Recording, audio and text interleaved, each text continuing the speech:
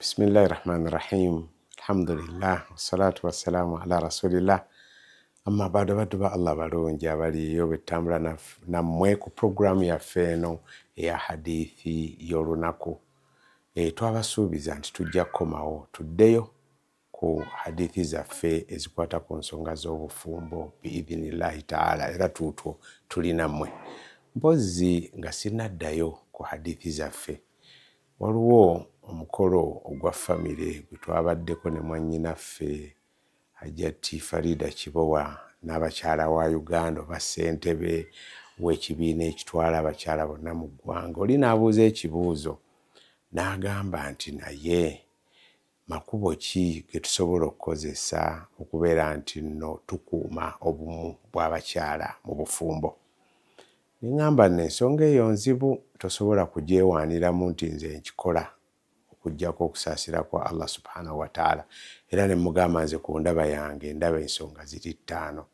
Ensonga esooka kwe kusaba Allah subhanahu wa ta'ala okutatadde abakyala abo tulina okubeera nti nno tubasabira Allah abakuume nga bali wamu ate babeere nga bategeera obukulu bw'obumu bwa famire, kubanga mubeera abakyala ababiri mu maka oba abasatu ne muwalaŋŋana, naye Allah n'akeesa enkya n'atwalako omu, munno n'asigala n'abaana bo. Lwaki ekyo tokirowoozaako nga mukyali balamu ne mugamba nti twerekereze? Ate ne Allah subhanahu wa ta'ala munnange emitima gy'abaddu be Nabbi sallallahu alaihi wasallam nga bwe yatutegeeza nti gitambulira mu mikono gya Allah, mu ngalo bbiri, mu ngalo za Allah subhanahu wa ta'ala. Tetumufaananyiriza, agikyusa emitima agikyusa nga bw'aba yagadde.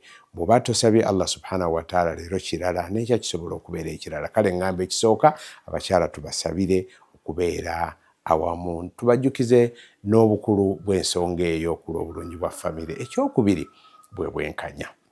Abakyala bano tubatabula nnyo bwe batulabamu obutali bwenkanya, n'okukuta n'ono n'otijjisa ono, oli n'akulaba nga gwe tomulaba walinga ataliiwo. Ekyo kijja kuleeta obulabe oyagala toyagala, ng'oggyeko okubeera nti ku lunaku lw'enkomerero kya bulabe gwe gy'oli, nga Nabbi sallallahu alaihi wasallam bwe yagamba nti omusajja alina abakyala abasukka ku omu, bw'atenkanyankanya ajja kujja ku lunaku lw'enkomerero ng'agudde olubege. Naye ate ne wakati w'abakyala kireeta obulabe, oli n'alaba nga munnange gwe takusobola kayeesasulize ku munne. Kale ngamba ekyo nakyo kikulu abasajja abalina abakyala abasukka ku omu okukitunuulira. N'okwenkanyankanya wakati w'abaana, oli n'atalaba nti abaana ba mujjawe b'otijjisa ababe tobafaako, abamujja basomera mu masomero ga bbeeyi ababe b'otwala mu puroguramu ya Bonna Basome. Ekyo nakyo kyonoona emitima gy'abakyala ne kireeta obukyayi n'obulabe.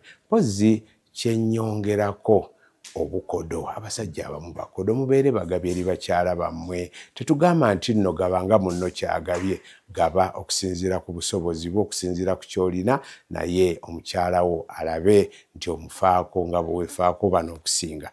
Mpozi kyennyinza okwongerako kwe kubeera nti nno kubeera n'emmizi, oba kubanga waliwo abaami abamu, nze oli yakiŋŋamba n'okiŋŋamba, naŋŋamba nti nze saagala bakyala bange bakolagane, kuba bwe bakolagana kya bulabe gye ndi. Ne mugamba gwe nno oli mwonoonefu, kubanga otya oyagala buli omu bw'oba tosuze wuwe alowooze nti osuze wa munne, ate tebalina mukwano, tebalina nkolagana, teboogera, tajja kusobola mubuuza. Naye omuntu yenna nga toyina bikyamu byokola, kyekyo lwaki toyagala abakyala bo babeere nga bakolagana ku lw'obulungi bwa famire? Ojja kuvaawo enkya ng'abaana bo beerabanga balabe. Mpozi ne kyensembyayo ngamba abakyala mubalage omukwano, balabe nti ddala mubafaako. N'abakyala nno nammwe mbagamba abaami baba mubafeeko, mubalage omukwano. Twagala amaka ag'essanyu agalina emirembe, abazadde ababiri nga olubeerera kyakulabirako eri abaana baabwe n'abazzukulu.